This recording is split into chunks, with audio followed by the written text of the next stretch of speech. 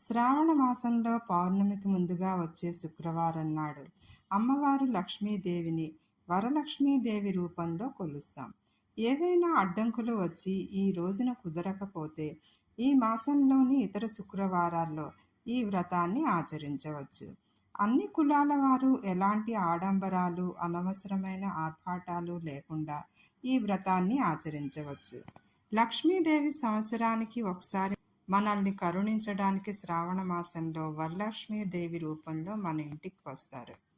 మనం చూపే భక్తి శ్రద్ధలకు ఆమె ప్రసన్నురాలై వరాలను కురిపిస్తారని మనం ప్రతి ఏటా వరలక్ష్మీదేవి పూజని జరుపుకుంటాం. వరలక్ష్మి పూజ చేసేవారు ఈ విషయాలను తెలుసుకొని ఆచరిస్తే లక్ష్మీ అనుగ్రహం కలిగి అష్టైశ్వర్యాలు పొందుతారని పండితులు చెబుతున్నారు.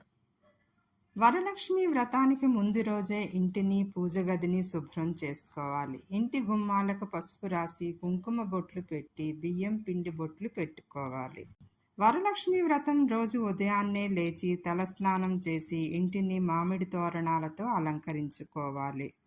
వాకిలి శుభ్రపరిచి ముగ్గులు పెట్టి ఇంటి ఈశాన్య భాగంలో ముగ్గులు వేసి లక్ష్మీదేవి పూజకు సిద్ధం చేసుకోవాలి.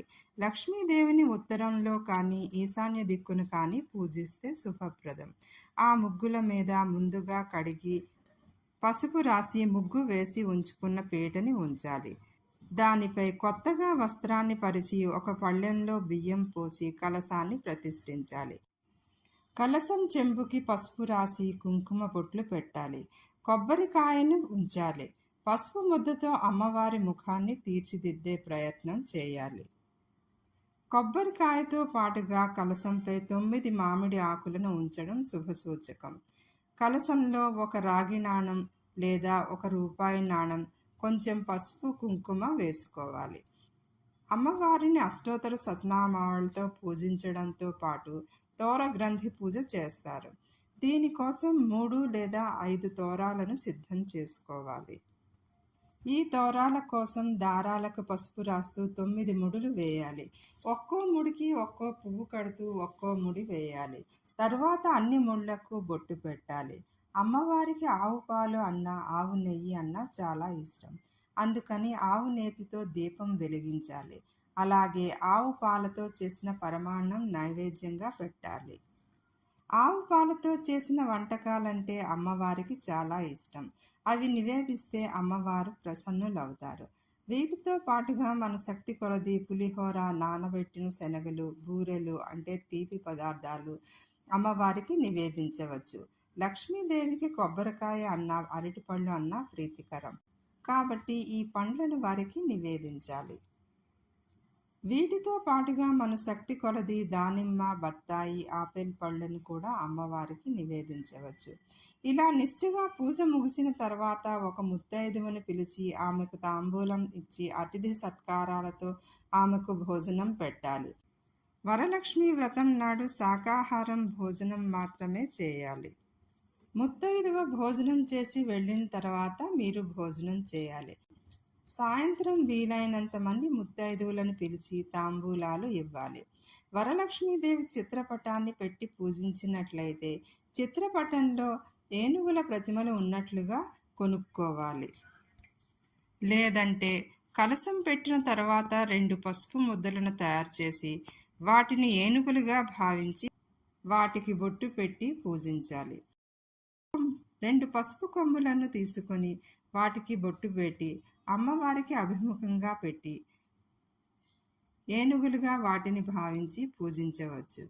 వరలక్ష్మి వ్రతం పూజలో ఉపవాసం లేదా జాగరణ ఉండాలన్న నియమం ఏమీ లేదు. శనగపప్పు, బెల్లంతో చేసిన పదార్థాలు, పూర్ణాలు, బొబ్బట్లు, పాయసం, చక్కెర పొంగలి ఇలా ఏదైనా తీపి అనగా మధుర పదార్థాలు అమ్మవారికి ఇష్టం. బెల్లంతో చేసిన పదార్థాలని దేవుడికి నైవేద్యంగా పెట్టడం అనాదిగా వస్తున్న ఆచారం. పైగా బెల్లానికి అంటూ ముట్టు దోషాలేమీ ఉండవు. ముత్తైదువులకు తీపి పదార్థాలను పెట్టడం వలన వారి ఆశీస్సులు పొంది ఉన్న దరిద్రం పోయి ఐశ్వర్యం కలుగుతుందని పెద్దలు చెప్తారు. వరలక్ష్మి వ్రతాన్ని సత్సంతానం కోసం, సంపద కోసం, మంచి దాంపత్యం కోసం, సౌభాగ్యం కోసం చేస్తారు.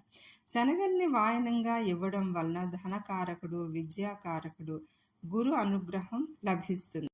గురువు అనుగ్రహం లభిస్తే సంఘంలో కీర్తి ప్రతిష్టలు కూడా లభిస్తాయి. కాబట్టి శనగలు వాయనంగా ఇవ్వడం వలన గురుబలం పెరుగుతుంది. మన తాహతుని బట్టి 9 మందికి వాయనం ఇవ్వడం లేదా కనీసం ఒక్క ముత్తైదువుకి అయినా సరే శనగలతో కూడిన తాంబూలం ఇవ్వాలి. సాయంత్రం అయిపోయింది కదా అని అమ్మవారికి వెంటనే ఉద్వాసన చెప్పకూడదు.